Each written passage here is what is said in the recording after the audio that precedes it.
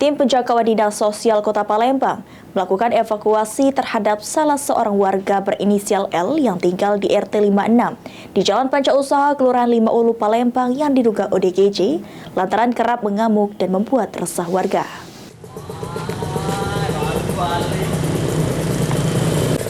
Tim penjangkauan Dinas Sosial Kota Palembang bersama dengan pihak kelurahan, puskesmas, dan kepolisian melakukan evakuasi terhadap salah seorang warga berinisial L yang tinggal di RT 56 di Jalan Pancausaha, Kelurahan Lima Ulu, Palembang yang diduga ODGJ lantaran kerap membuat resah.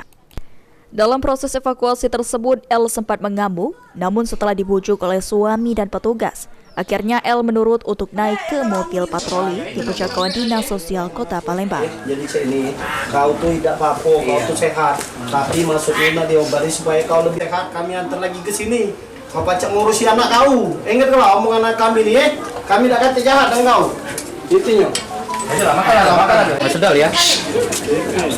Siang balik. Iya.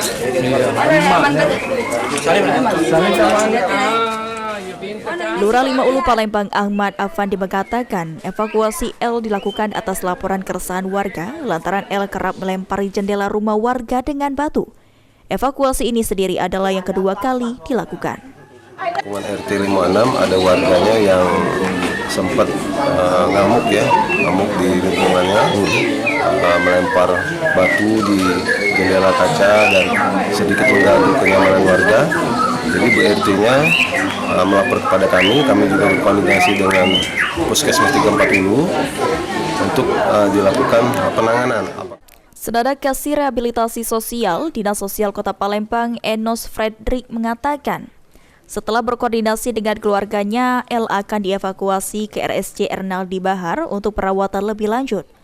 Pasien L sendiri sudah kali kedua dievakuasi, untuk itu keluarga diminta untuk proaktif membantu pemulihan L. Pasien ini sudah mengganggu masyarakat sekitar dengan memecahkan kaca yang pasti mengganggu ketertiban masyarakat. Jadi kita kolaborasi dengan di sini ada RT, ada lurah, ada pihak puskesmas dan juga ada Babinsa untuk kita evakuasi. Berhubung di sini ada keluarga dan keluarga juga mau setelah kita negosiasi untuk kita antarkan ke Ernaldi Bahar untuk penanganan lebih lanjut.